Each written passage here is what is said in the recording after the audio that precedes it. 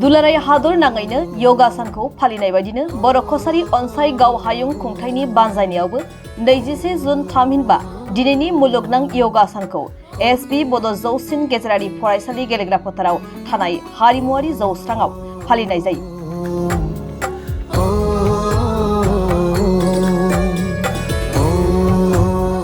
हाबाफारियाव बाहागो लायो बर' कसारी अनसाय गाव हायुं खुंथायनि गाहाय मावफुं सोद्रोमा मिहिनीश्वर बसुमतारी, लेङाइ गाहाय मावफुं सोद्रोमा रमिय पि नार्जारी, मासिगिरि अनिल बसुमतारी, मिरु खौसेथि बर' आफादनि आफादगिरि मनरन्जन बसुमतारी, BKWSनि गासै सोद्रोमाफोरजों लोगोसे बर'नि माहारियारि आफादफोरनि दैदेनगिरिफ्रा योगा सान फालिनाय हाबाफारियाव बाहागो लायो।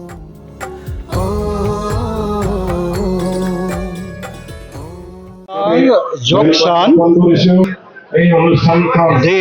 बेखौहाय जोङो बर' कसारी अनसाय गाव हायुं खुंथाया एसपी बर' गोजौ फरायसालि गोजौसिन फरायसालि गेलेग्रा फोथारावहाय थानाय जोंनि मोनसे जौस्रां दं। बे जौस्रां जोङो फालिनाय जादों। बावहाय बर'नि माहारियारि आफाद, खौसेथि बर' सुबुं आफाद, बर' थुनलाइ आफाद, बर' आइजो अनसाय आफाद, लोगोसे बावहायनो बारग' बेलथु अनसाय आफाद आरो बारग' सारिता NDB आरो खुंथायनि गासैबो मावथिफोर आरो गुबुन गुबुन बर'नि धोरोमारि गौथुम बाथौ ब्रह्म बे गौथुमफ्रा बाहागो लानानै जयैनो जोङो बे हाबाफारिखौ मावफुंनाय जादों। खोब मोजां आरो बेखौ जोंनि हादोरनि जि मोनसे जोङो गोदोनि परम्परा बा गोदोनि आसार खान्थिजों जोंहा मोजां माखासे खान्थिफोर दंखायोमोन, जाय खान्थिफोरनि दारै गोग्गो देहा लाखिनायनि जोंहा माखासे जगा दंमोन। बे जगाफोरखौ जोङो बावलांनो हमदोंमोन। नाथाय जोंना भारतनि मानगोनां गाहाय मन्त्रि नरेन्द्र मदिया दिनै दुलाराय बुहुमावनो जगानि जि मोनसे गोनांथि बेखौ फोसावनो हादों, बा दुलाराय बुहुमावनो मोनसे जगानि जि मोनसे गोनांथि बेखौ फोसावबोदों आरो खामानि मावगासिनो दङ।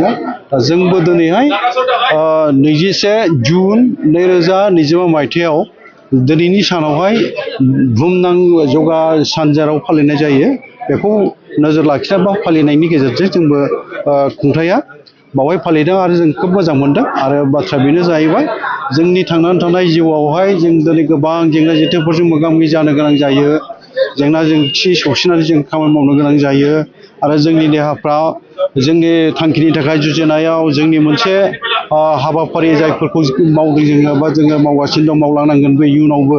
बावहाय देहाया गोग्गो जायाबा, देहाखौ जोङो गोख्रों लाखिनो हायाबा, जायखिजाया हाबाफारि जोङो जायखिजाया थांखि लाथों मानो बेखौ मावनो थांनायाव जोङो देहायाव जेला गेना थायो, बेराम आजारफोर जायो, जोंनि जानाय थानाय मावनाय दांनाय खन्नाय मोसानाय गेलेनाय जेरावबो मोनफ्रोमबो बिथिङावनो जोङो मोजाङै बाहागो लानांगौनि बा जोङो मावफुंनांगौ जेंना नुजाफैयो। ओंखायनो बाथ्रा फंसे दङ, जों बेखौ बयबो बुंलायो, जों मोनथिलायो जे हेल्थ इज वेल्थ होननाय देहायानो धोन।